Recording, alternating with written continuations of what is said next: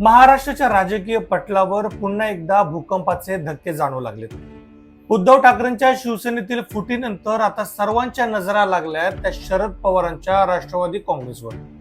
राज्याच्या राजकारणात पडद्यामागची हालचाल आणि सत्तेची समीकरणं वेगानं बदलत असून येणारे काही दिवस महाराष्ट्राच्या राजकारणाला नवी कलाटणी देणारे ठरू शकतात.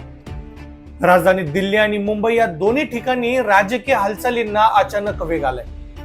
भाजपचे नेते विनोद तावडे आणि शरद पवार गटाचे नेते जयंत पाटील यांची झालेली भेट ही केवळ योगायोग नाही, तर ती एका मोठ्या राजकीय खेळीचा भाग असल्याचं मानलं जाते. मुख्यमंत्री देवेंद्र फडणवीस यांचा दिल्ली दौरा आणि केंद्रीय गृहमंत्री अमित शहा यांच्याशी होणारी त्यांची बैठक यातून भाजपची ऑपरेशन कमळ किंवा ऑपरेशन तुतारीची नवी रणनीती स्पष्ट होती. नमस्कार, मी प्रमिल क्षित्रे. शिवसेनेचे 6 खासदार शिंदे गटात सामील होऊन काही दिवस उलटत नाहीत, तोच आता शरद पवारांच्या राष्ट्रवादीबाबत एक मोठी बातमी समोर येते.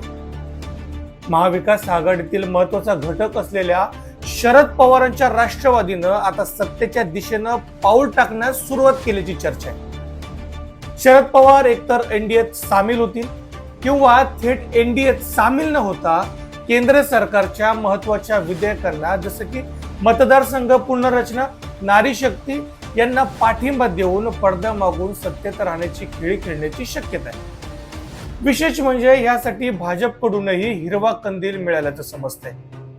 या राजकीय हालचालींचा भाग म्हणून नुकतीच मुंबईत एक महत्वाची बैठक पार पडली. भाजपचे ज्येष्ठ नेते विनोद तावडे आणि शरद पवार गटाचे नेते जयंत पाटील यांची भेट झाली. या दोन्ही नेत्यांमध्ये सुमारे 50 मिनिटं चर्चा झाली असून यात सत्तेत सहभागी होण्याच्या प्राथमिक वाटाघाटींवर चर्चा झाल्याचं समजतंय. या भेटीला खुद्द जयंत पाटलांनी दुजोरा दिलाय. तर दुसरीकडे ही बातमी बाहेर येते तोच अजित पवार गटाचे नेते अमोल मिटकरींनी लगेच एक्सवर पोस्ट करत अप्रत्यक्षपणे बॉम्ब फोडलाय. आदरणीय पवार साहेब यांना भविष्याचं आकलन आहे. आज जरी त्यांचा पक्ष काँग्रेस किंवा एनडीएच्या सोबत जाण्याच्या चर्चेत दिसत असला तरी योग्य वेळी योग्य निर्णय होईल आणि हा महाराष्ट्राला सुखद पुरोगामी धक्का असेल. साहेबांच्या पक्षात राजकीय दृष्ट्या समय सुसंगत कुणी नेता नसल्याचं चित्र त्यांना स्पष्ट दिसतंय. लवकरच नवी वेळ असं अमोल मिटकरांनी म्हटले. तर काही दिवसांपूर्वी खासदार अमोल कोल्हे यांनी केलेले विधान अत्यंत महत्वाचं होतं.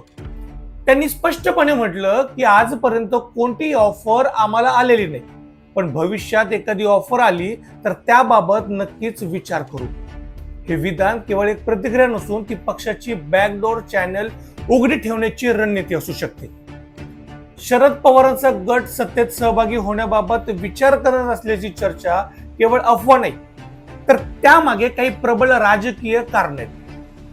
अजित पवारांच्या निधनानंतर आणि पक्षफुटीच्या पार्श्वभूमीवर शरद पवार गटासमोर आपल्या आमदारांना आणि खासदारांना बांधून ठेवण्याचं मोठं आव्हान आहे.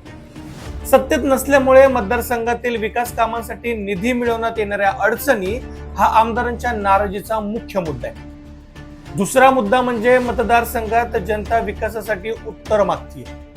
अशा वेळी विरोधात राहून काम करणं कठीण होत असल्यानं अनेक आमदार खासदार आता सोयीचं राजकारण करण्याच्या मनस्थितीत आहेत. तिसरा मुद्दा शिवसेनेत पडलेली फूट आणि त्यानंतर झालेली वाताहत पाहून शरद पवार गटाला आपला पक्ष अधिक कमकुवत होऊ द्यायचा नाहीये.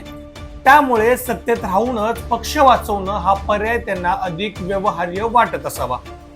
आणि सर्वात महत्वाचं म्हणजे 8 खासदारांच्या जोरावर शरद पवार आरामशीर 1-2 मंत्रिपद आपल्या पदरात पाडू शकतात. अशातच मंत्रिपदासाठी सुप्रिया सुळेंच्याही नावाची जोरदार चर्चा सुरू आहे.